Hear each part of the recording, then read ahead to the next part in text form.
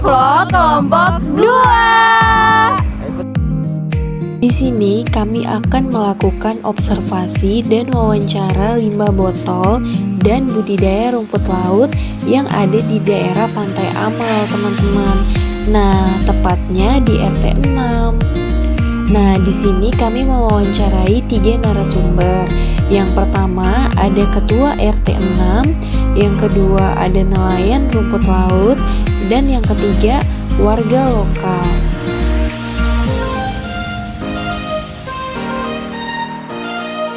Kalian pasti mengetahui lokasi budidaya rumput laut terbesar kita ada di Pantai Amal, tepatnya di Kecamatan Tarakan Timur. Jumlah budidaya rumput laut kita itu sangat banyak, teman-teman, tapi belum pasti karena tidak ada pendataan yang valid. Nah, secara teknis, produksi rumput laut itu tergantung tali yang digunakan oleh pembudidaya rumput laut. Biasanya ada 100 tali, itu bisa menghasilkan produk dengan mencapai 1 ton rumput laut. Wah, banyak sekali ya. Nah, dari sinilah teman-teman, karena adanya budidaya rumput laut pasti menggunakan botol-botol plastik. Nah, botol-botol plastik inilah yang nantinya akan menjadi limbah yang akan menjadi sampah dan akan mencemarkan daerah sekitar pantai atau laut kita. Nah, jika tidak segera diatasi, maka akan menimbulkan dampak negatif bagi lingkungan dan warga yang tinggal di daerah tersebut.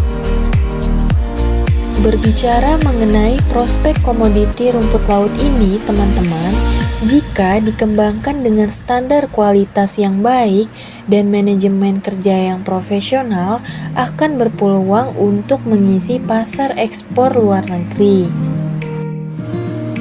Hasil dari wawancara kami dari 3 narasumber terkait limbah botol dan budidaya rumput laut adalah: jenis rumput laut yang dibudidayakan oleh RT 6 adalah rumput laut jenis sambutan, teman-teman. Nah, biasanya rumput lautnya itu berwarna merah dan bentuknya tidak terlalu panjang. Untuk penggunaan botol sendiri pada pemasangan rumput laut biasanya setelah dipakai dibakar atau dibuang ke laut begitu saja. Biasanya hasil dari rumput laut rata-rata diperjualbelikan. Hasil dari rumput laut biasanya dikirimkan ke kota-kota besar seperti Kota Makassar dan Surabaya. Nah, untuk biaya pengiriman ke luar kota biasanya mencakup 1.000 per kilo. Untuk pengiriman ke Surabaya dan Makassar biasanya mereka mengirimkan rumput lautnya menggunakan transportasi laut dengan cara mengkargo rumput laut dalam peti kemas, kemudian dikirimkan ke kota tujuan menggunakan kapal pelni.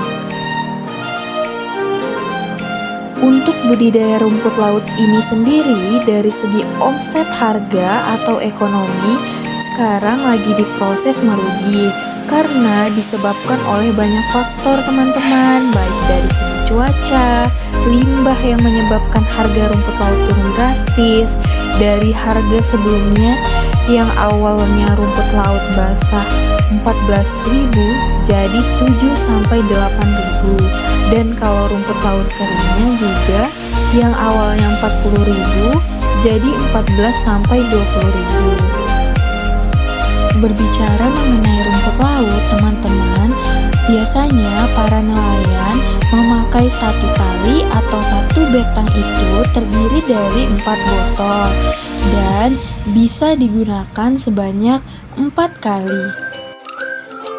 Nah, setelah botol-botol itu dipakai, biasanya botol tersebut langsung dibuang ke laut begitu saja oleh para nelayan. Karena untuk transportasi pengangkutan sampah belum ada yang mengambil hingga ke tempat RT mereka. Nah, berdasarkan hasil wawancara kami ini dari warga lokal, biasanya mereka itu tidak mengolah atau memproduksi rumput laut tersebut sebagai olahan makanan, tetapi hanya diperjualbelikan seperti itu, teman-teman. Sekian mini vlog dari kelompok 2. Dadah.